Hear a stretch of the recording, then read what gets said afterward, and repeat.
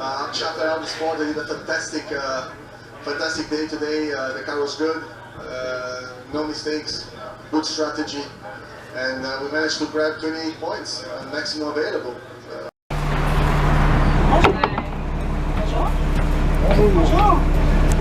Bonjour.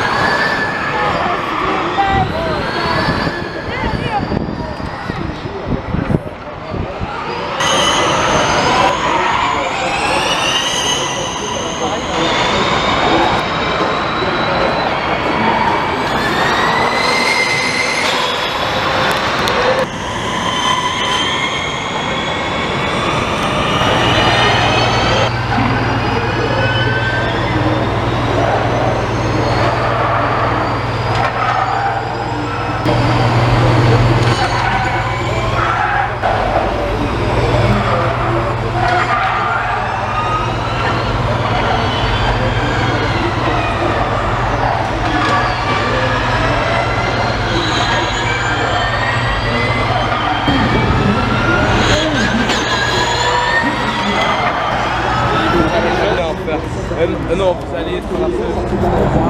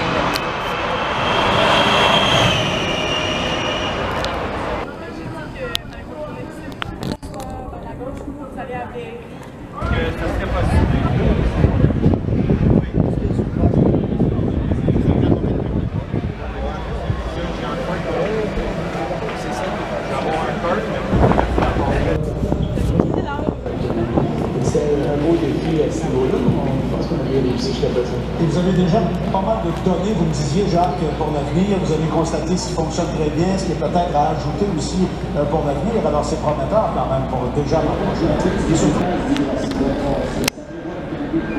Ça, c'est intéressant d'avoir vu ces deux séances ce matin, c'est les meilleurs couleurs. On n'en a pas vu beaucoup depuis le mois de juin. Moi, je m'attendais à voir beaucoup plus. On a besoin de dégagement qui est là pour ça. Ici, au bout de la droite, qui est tout près du dégagement. Vous êtes de plus en plus chaude, Patrick, c'est 40 et demi maintenant, 40 degrés et demi, température de piste au point de mesure. Oui, je dirais que ce serait peut-être le seul avantage de partir dans le premier groupe, c'est que ça va continuer à se réchauffer, mais hier...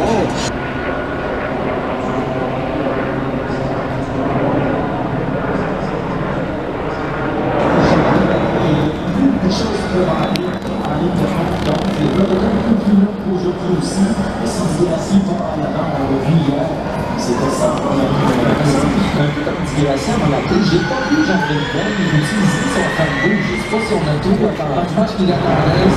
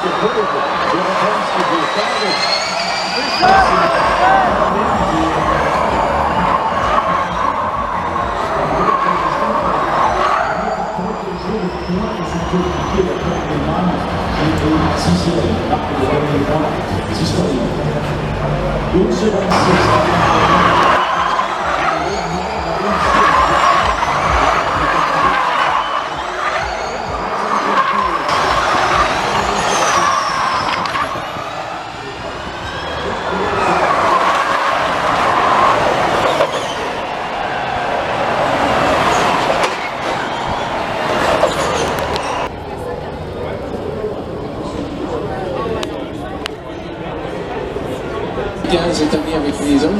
Un très bon choix. Au lieu de tenter de faire son propre propulseur, on a fait cette entente technique qui a été payante. Alors, on a beaucoup de choses, bien sûr, à cette émission d'avant-course qui va aussi clore le championnat 2016-2017. Costi Grassi est couronné champion et victoire, une première en carrière pour Jean-Éric Vergne à Montréal.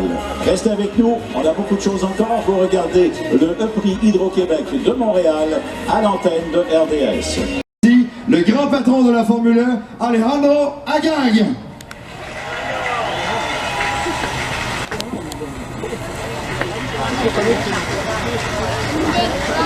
Yeah!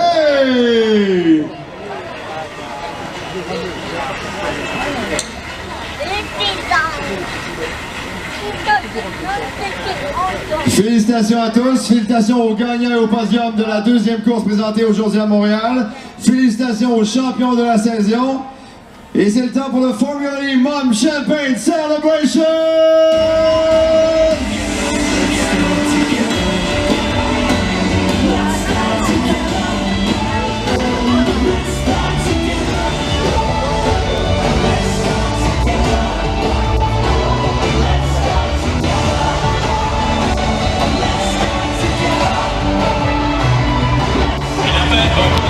Évidemment, puisque après cette célébration, on va retourner en performance musicale. Des photos. So it's possible for each winning team to get on podium and take pictures now.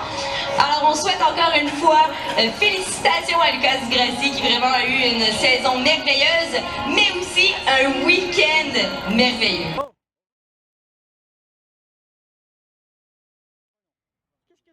Travail de signaleur sur la piste. Je suis signaleur depuis 1981, puis à l'origine, c'est la même chose aujourd'hui.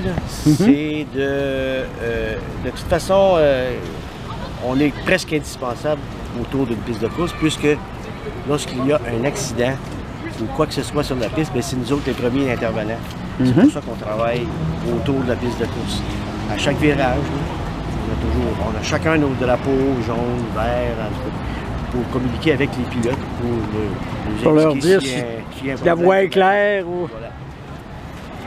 Fait que c'est pas mal ça qu'on fait. En fait, moi je vais Mont-Tremblant, Saint-Eustache, le circuit Menou, circuit ICAR. Je vais au Grand Prix du Canada, plus cette nouvelle Formule E là, qui vient de commencer, là, puis qui a causé 30 problèmes autour. Ouais. Et quelle différence faites-vous entre la Formule électrique et la Formule 1? Ben, c'est pas comparable, c'est pas la même philosophie. La Formule 1, c'est les championnats du monde de Formule 1, c'est les meilleurs pilotes au monde. Tandis que la Formule électrique a été créée par Alejandro Agag.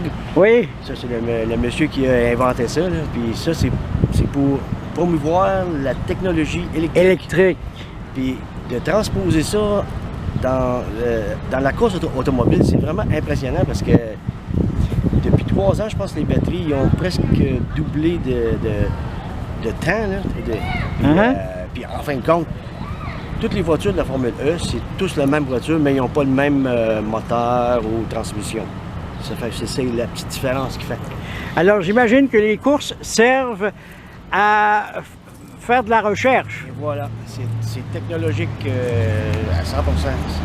C'est ça qui va amener à un futur probablement sans pétrole.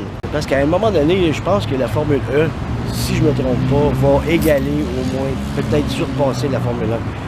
Parce que les gens, de plus en plus, là, si on va remarquer... Ils vont faire le virage. Le virage électrique, il y a de plus en plus de voitures électriques. Même, je pense qu'on est rendu à 9% au Québec. Ça va augmenter à 25% dans 2 années. C'est pour ça que c'est ça. Moi, je pense que c'est ça. Puis en même temps, ça fait une bonne compétition entre les différents constructeurs. Et j'allais vous demander, quand il y a un accident, qu'est-ce que vous faites? Eh bien, quand il y a un accident, en premier, on déploie le drapeau jaune. Ensuite, on va voir la voiture accidentée. On va demander au pilote s'il est correct. S'il n'est pas correct, bien là, on demande une ambulance. On a toutes sortes de signes. Hein, puis,